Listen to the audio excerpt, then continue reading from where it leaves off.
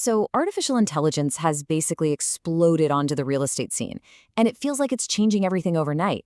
But underneath all that excitement, there's a much bigger, way more complicated question that's starting to pop up. I mean, from the way agents talk to their clients to how the deals themselves actually get done, AI is getting baked into just about every corner of the industry. It's incredibly powerful, it's unbelievably fast, and, well, it's already here. So, that's the big question, right? As all these brokerages and agents are rushing to get their hands on these powerful new tools, who's actually stepping in to set the boundaries? Who's making sure this whole thing is used responsibly? Well, behind all the hype you see online, industry leaders are having a much quieter and, frankly, much more serious conversation. They're talking about the very real risks involved here, risks around data, legal compliance, and, of course, consumer privacy. Okay, this is the first foundational question. The multiple listing service, the MLS, is basically the lifeblood of real estate data. So when you start feeding all that data into an AI, who's actually in control of how it gets used, analyzed, and even repurposed?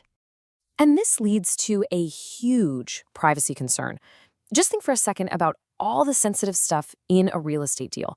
What happens when an agent, just trying to be more efficient, pastes private client details into a public AI model like ChatGPT? I mean, where does that data even go? Who has access to it? At the end of the day, it all boils down to one word: liability. After years of lawsuits over commissions and how business is done, the industry is, understandably a little nervous. If an AI messes up and it costs someone real money, or if private data gets leaked, who's on the hook for that?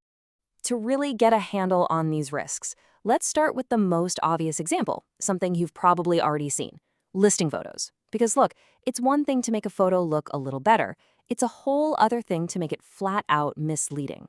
The industry pretty much agrees on some things. Enhancing colors to make the sky look bluer, or virtually staging an empty room, that's just good marketing. But using AI to completely remove an ugly gas meter from the side of a house, that's where you cross a line.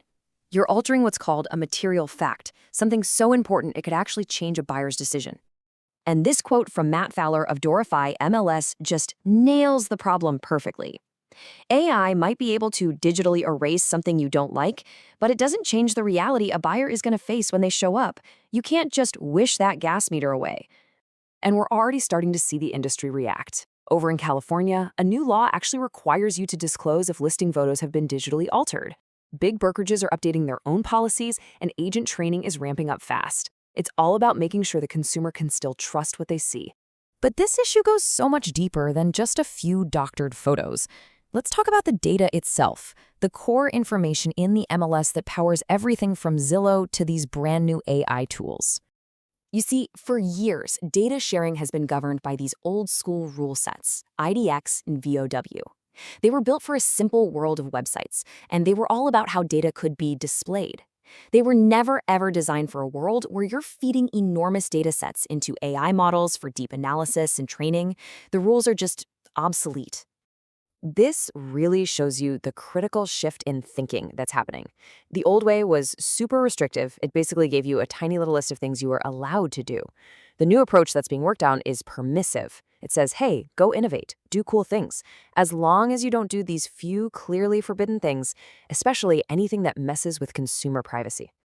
And here's a really powerful way to think about how the role of the MLS itself is changing. It's no longer just a database of listings, like a stack of paper brochures. It's becoming critical, secure infrastructure, kind of like an Amazon Web Services for the entire real estate industry, managing and protecting all this incredibly valuable data. So that brings us right back to the biggest and honestly the most difficult questions. When you're dealing with this much data and this much technological power, who is ultimately responsible when it all goes sideways? Let's be really specific about what's at stake here. We're not just talking about square footage and the number of bathrooms. A real estate deal involves contracts, inspection reports, financial paperwork, private buyer details, showing schedules, home addresses, all kinds of information that was never meant to be public. And this is exactly where consumer advocates are sounding the alarm. They see the next big problem erupting when a well-meaning agent pastes a complicated legal contract into a commercial chatbot to get a quick summary, with absolutely no idea how that private data is going to be stored, used, or protected. So who gets to be the referee in all this? There's a big debate brewing. On one hand, some people argue that state real estate commissions are the logical choice. They already regulate agents and protect consumers. But on the other hand, some say national industry groups can create more flexible rules that can adapt way faster to technology than the government ever could. You can really think of this whole situation as a massive, high-stakes race. In one lane, you've got the incredible speed of technological innovation, and in the other lane, you've got the ever-present threat of lawsuits if that technology is misused and somebody gets hurt.